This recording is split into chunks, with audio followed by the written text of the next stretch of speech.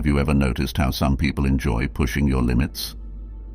They act as though your time and emotions are optional, interrupt, or make passive-aggressive remarks, and we're expected to ignore it and smile. Not now. This is the video for you if you're sick of putting up with disrespectful people. This video's many parts will be first-person narrative.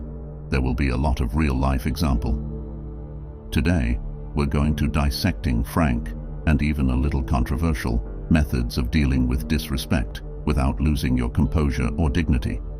By the conclusion of this, you will have all the tools necessary to demonstrate to others where the line is drawn. 1. Accept the quiet gaze. Let's begin with the silent stare, which is one of my favorite slightly savage tactics. You may be asking yourself, really? Simply gazing? Yes, I promise you this. Nothing disturbs someone more than a prolonged, serene, and utterly unperturbed gaze while they are being blatantly disrespectful or unpleasant. The reason it works is that those who treat others disrespectfully typically want a response. They want you to falter, become agitated, and possibly even lash out. They want to make you feel inferior or question yourself by entangling you in their drama. However, the power dynamic abruptly changes when you look at them without saying anything or making any facial movements. This may be a bit passive-aggressive, but bear with me. When someone doesn't react the way they expected, it can be extremely frightening. I'm not playing this game with you. You're telling me without a word when you maintain a steady, silent gaze.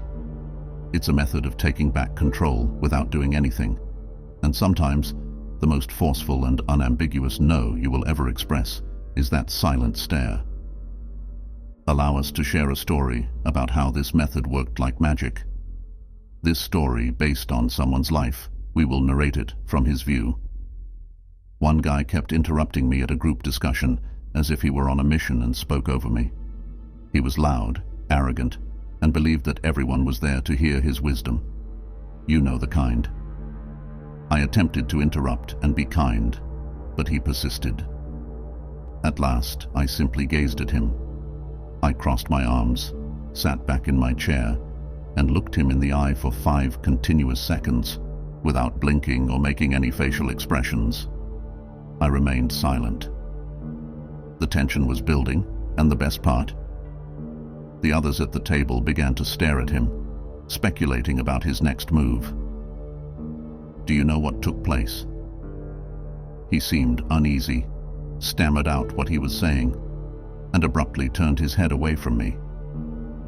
For the remainder of the meeting, he didn't interrupt me. That motionless gaze accomplished more than by any words.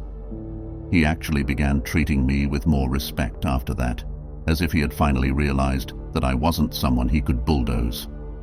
It didn't only stop his behavior at the moment.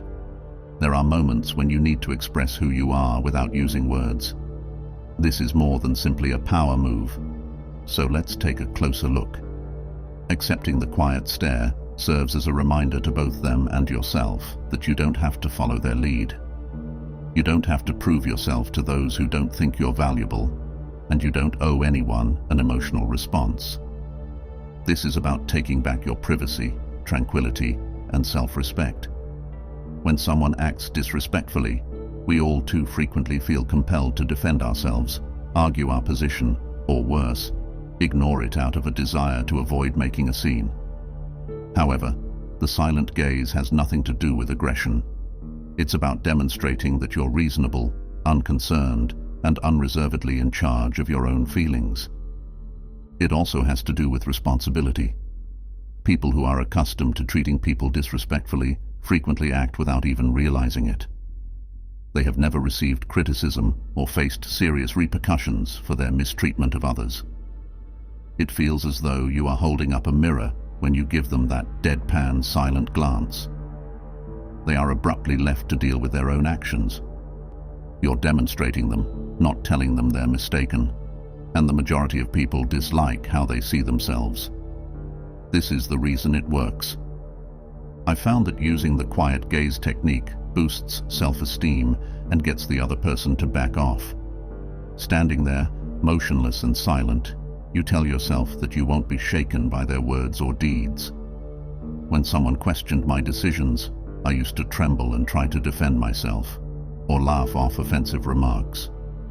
But to be honest, that only made me feel worse and sapped my energy. It was a game changer to learn to gaze at someone and let that stillness permeate the room without giving in.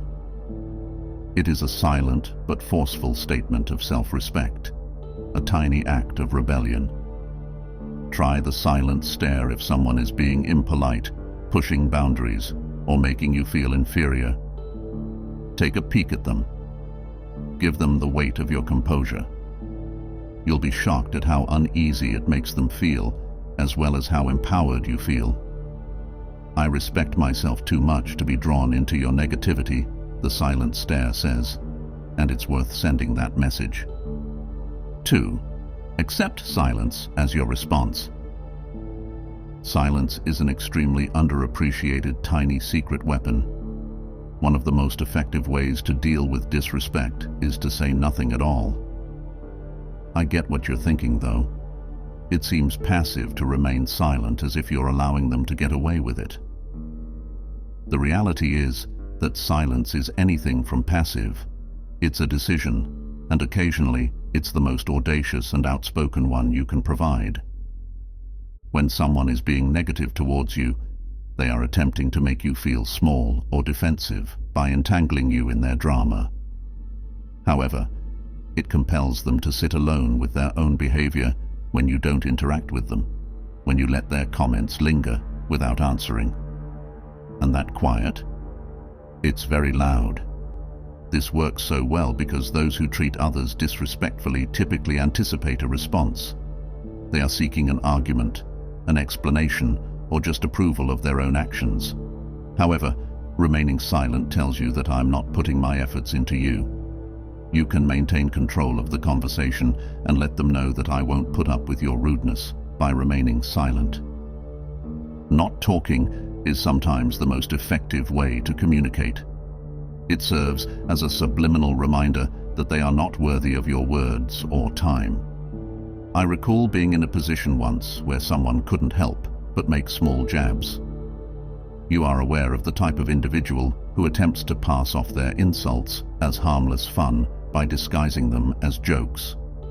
So one day, obviously trying to pull a raise out of me, he says something totally unrelated to my job. Normally, I made an effort to clarify or even responded with a retort.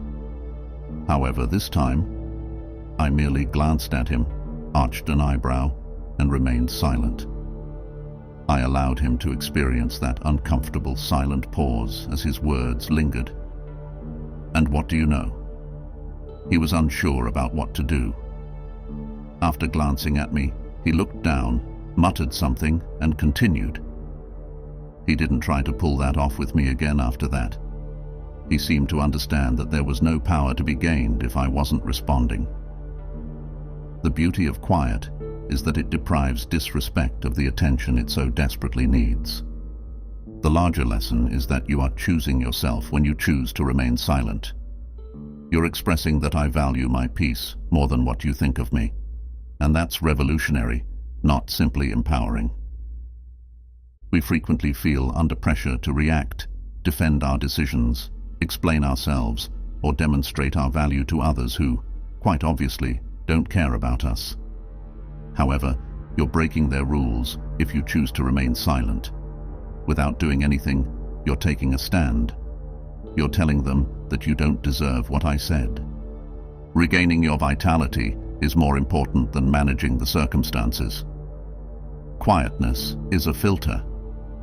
It helps you maintain your tranquility by keeping out the negativity that people try to put on you. You liberate yourself the instant you cease feeling the need to answer every offensive remark and every passive-aggressive remark. You begin living your life according to your terms and cease allowing others access to your inner world. I didn't find it easy to learn how to employ silence. I used to believe that I would appear weak or submissive if I didn't defend myself. However, I began to notice something intriguing. I would always feel exhausted and irritated after responding to someone who treated me disrespectfully. I felt stronger, lighter, and more in control when I remained silent and allowed their remarks to fade away like background noise. Every time I opted for silence over response, it felt like I reclaimed a portion of my control. My challenge to you is to halt the next time someone treats you disrespectfully. Simply breathe deeply, meet their gaze, and remain silent. Let your quiet do the talking. The discomfort they cause and the sense of liberation they provide you may surprise you. Accept silence as your response, because there are instances when it is the most impactful thing you can say. 3. Quit outlining your decisions. Okay, so many of us will find this very poignant. Quit justifying your decisions. Really? How often have you chosen for yourself and then had someone question you right away? Why? What did you do? Why did you accept that job? Why didn't you attend that event? People believe they have a right to an explanation for everything we do. The simple fact is that they aren't. You don't have to justify your life choices to anyone. You are the one who makes them. Although it may sound contentious, let's be honest. If someone is criticizing your decisions, they're usually not trying to understand. They want to pass judgment, find holes in you, make you question yourself, or make you regret your own choices in order to feel better about your own. And what do you know? You are under no obligation to comply. You regain your independence and demonstrate to them that your life is not debatable when you stop defending yourself. Let's take a closer look at why individuals first feel so entitled to an explanation. People frequently dispute your decisions because they don't agree with your perspective on the world. You may be taking a chance they're afraid to take. Or perhaps they find it so reassuring that you're deviating from the norm. They may feel uneasy about your independence or readiness to try new things. Additionally, they are attempting to reintegrate you into their comfort zone by asking you to explain. The worst part is that you don't have to soothe them just because they're uncomfortable. A public service announcement is different from what your life is. You don't need to defend your decisions to other people. I recall choosing to change careers, which involved a lot more risk, from a job that was safe to one that I was truly enthusiastic about. When others learned, it seemed as though I had declared my intention to relocate to Mars. I was frequently asked, "How are you going to make it work?" Or, "Why would you leave a stable job?" I would initially try to explain, stating that I had a plan and that I wanted something more satisfying. However, I soon discovered that my words were never sufficient. People kept asking me probing questions and making me feel like I had to prove myself the more I explained. I then decided to try something new one day. "But why would you leave that job?" someone asked. All I could say was, "Because I wanted to." It was just a straightforward response. No more information, no explanation of my approach. It was all in the hush that ensued. Since I had removed their ability to challenge my decisions, many were unsure of how to react. And what do you know? After a while, they ceased to inquire. The true joy of not having to explain oneself is that it is liberating. It's when you stand in your truth and realize that your choices are sufficient just because you chose them. When you stop defending your behavior, you allow yourself to live truly without the burden of other people's expectations. You put more effort into living the life you desire rather than squandering it on justifications. This teaches you a valuable lesson. You don't need an audience vote to live your life. Not all decisions require external analysis or approval. Additionally, when you stop defending yourself, you're communicating to others that "I'm confident enough in my choices that I don't need your approval." When was the last time you witnessed someone who was genuinely confident explaining their choices to others? Most likely not. Because those who take charge of their lives don't require approval from others. They are aware that their approval is the only one that counts. Here's our challenge to you. Don't feel the need to justify your decisions the next time someone asks you why. Stated, "That's what felt right for me," or "because I wanted to." Then let the quiet do the talking. See how effective that straightforward statement is. You'll feel more confident, powerful, and content with who you are. What's the best part?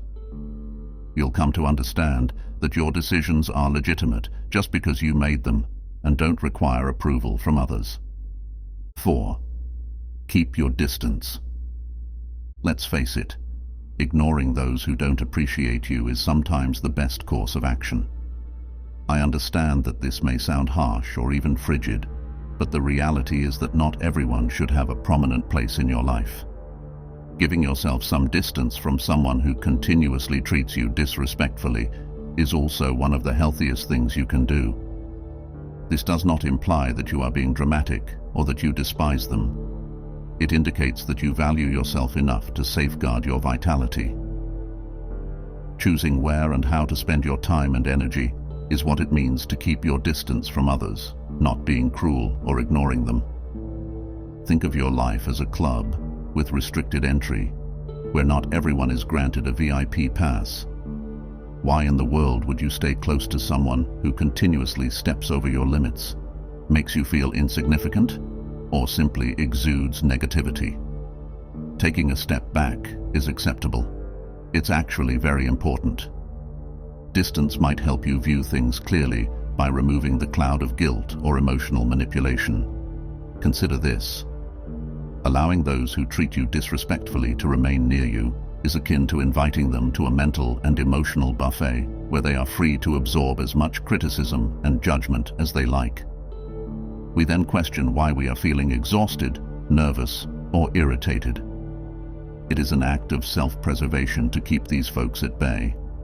It's about keeping your peace, safeguarding your mental health, and creating space for those who genuinely value and encourage you. Letting go of the guilt associated with separating from others can be freeing. You don't have to surround yourself with rude individuals. Let us tell you a small tale. Example. A friend of mine used to constantly find a way to criticize any decision I made, whether it was regarding my relationships, work, or even musical preferences. I initially believed, well, that's just the way they are. Perhaps I'm exaggerating. Because I didn't believe it was that big of a concern, I kept them around and tried to ignore it. But eventually, I became irritated by those small jabs. I became aware that I was constantly on edge and waiting for the next criticism. The next joke was more akin to a punch. I decided to try a different strategy one day. I began spending less time with them. I didn't call them out or make a big announcement. I might see them once a month as opposed to once a week, and you know what? I felt lighter. I had more freedom. I became very aware of how poisonous that friendship had grown there. I gained the mental clarity I needed to realize that I deserved better friends. Friends who would encourage me rather than depress me. The problem is that some people will tell you that it is selfish to keep your distance. But they are family, or you have been friends for years, they will say. Admitting that someone you know well isn't healthy for you can be awkward, if not taboo at times. Society teaches us to be kind, obedient, and forgiving. But at what price? Here's a little secret. Maintaining your peace is essential, not selfish. You are not here to provide continual validation or to be someone's emotional target. Sometimes, taking a step back is the greatest way to let someone know you've had enough. This is where it gets serious. Maintaining your distance serves as a potent reminder that you come first. The part that someone else has given you is not yours to perform. You owe no one access to your thoughts, feelings, or time. When you create some distance between yourself and rude people, you're expressing that your health comes first. And that's self-respect, not simply self-care. Additionally, distance allows you to refocus and concentrate on the connections that are truly important to you. Consider this. You feel more secure and fulfilled the more time you spend with people who respect you. The less time you spend with people who bring you down, the less space they have to influence your life, ideas, and emotions. Even when someone wasn't treating me well, I used to feel terrible about putting distance between us. I would ask myself, what if they think I don't care? Or perhaps I'm exaggerating. But as time went on, I realized that putting distance between myself and negativity wasn't the only goal. It was also about making room for development. I had a new sense of freedom when I began to allow myself to keep my distance from disrespectful people. I felt calmer, had more energy, and knew more clearly who I wanted in my life. This is my challenge to you. Consider the people in your life who treat you disrespectfully on a regular basis, drain you, or make you feel insignificant. Do they really deserve this much access to me? Is the next question to ask yourself. 5. Keep your head up. Let's discuss a timeless classic that always stays in style. Keeping your head up. I understand that this may seem like cliched advice, but believe me, it's invaluable when interacting with disrespectful people. The problem is that when someone treats you disrespectfully, they are trying to minimize you. They want you to have self-doubt, to shrink inward, to lower your gaze. However, when you keep your head high and stand tall, you are silently expressing that, I know exactly who I am, and nothing you say or do will make me feel less. What makes this powerful? People are uncomfortable with confidence, especially those who treat others disrespectfully. Why? They operate under the premise that they can control you in some way through their words or deeds. You are demonstrating your strength when you literally stand straighter and hold your head high, refusing to allow their rudeness to affect you. You're demonstrating to them that they can't defeat you. People who thrive on disrespect have no idea how to deal with the fact that you are unbreakable. They become unsteady and start to doubt their power rather than yours. I was once in a relationship with someone who couldn't help but make small jabs at me whenever we crossed paths. Always a smile, always a joke that seems more like an assault, you know, the kind. It affected me, even if I used to try to ignore it. Because I felt like I had to defend myself every time, I began to dread being around them. However, one day I made the decision that I was sick of feeling inferior. I arrived with my head up and shoulders back, and each time somebody made a small remark, I smiled, looked them in the eye, and continued as if nothing had occurred. Do you know what took place? In fact, they began to retreat. They seemed to know that I was too much above such bullshit, and that their remarks were no longer getting through to me. Abruptly, their strength diminished. Keeping your head up high has a certain allure. I'm untouchable, it says like a silent force field. This is where things get a little heated. Individuals who don't respect you frequently find it offensive when you show confidence. It distorts their perspective. When you move with confidence, it upends their narrative that they are superior to you and have something on you. It's nearly offensive to them. Unapologetically confident people can be difficult for society to deal with, particularly when they don't let the criticism of others define them. That can make you somewhat of a target. The truth is, though, that it has nothing to do with them. It concerns you. It's about acting as though you have nothing to prove, and that you are completely aware of your value. Furthermore, it may seem like a drastic gesture of self-respect. You are expressing your sense of self-worth when you hold your head high. You're announcing that you believe that you are intrinsically sufficient, worthwhile, and worthy of respect. The broader takeaway is that you cannot acquire your sense of value from other people. You assert it for yourself. You're living your life as though you already have all you need inside of you, because you do, regardless of what other people believe or say. Keeping your head held high serves as a continual reminder that you are the protagonist of your tale and that no one else's viewpoint has the authority to diminish you. What about its beauty? The more you do this, the less you will notice other people's disdain. People trying to bring you down won't affect you because you'll be too busy living in your lane and too confident in who you are. I wasn't naturally good at this.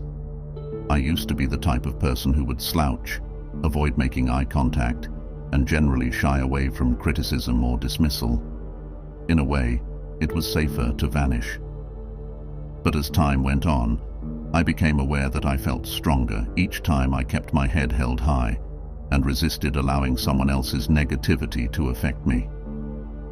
I felt as though I was constantly convincing myself that I was worthy without anyone's approval. I could just be confident in my identity. Maintaining good posture involves both mental and physical aspects of holding your head high. Enter each room as though you were supposed to be there. Don't minimize who you are in order to conform to someone else's ideal of you. If someone says anything sarcastic, don't take it personally. They are projecting their fears, not the true you. So why should you be bothered about it?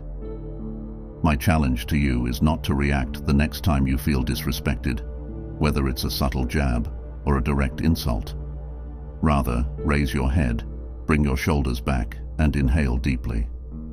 If you want to communicate, I see you, but I'm above this. Look them in the eye. Knowing that their remarks have no power over you will give you a surge of confidence and a sense of calm. More than merely proper posture, holding your head high is a strong, unspoken declaration of your dignity. It states that nothing you say can alter the fact that I am aware of and cherish who I am, because you are ultimately the first to earn respect. The more you value yourself, the less space there is for contempt from others. Remember that you are worth every ounce of that confidence, so stand strong and own your value. There you have it. Strategies for dealing with those who do not understand and may never do. Life is too short to spend time doing extra work for those who don't appreciate you. Keep in mind that you can stand tall, keep your peace, and live your life as you see fit without anyone else's approval. People will try to undermine you, push your limits, and doubt your decisions. We simply live in a world like that. The problem is, though, that you have the power to choose what energy you allow in and to establish the norm for how you are treated. The finest aspect? You'll draw more individuals who value you and will pull you up rather than bring you down if you put more effort into maintaining your dignity. Owning your power is the first step. Everything else will fall into place. Therefore, keep your head held high, accept stillness when it is beneficial to you, and never feel bad about leaving something that isn't working for you.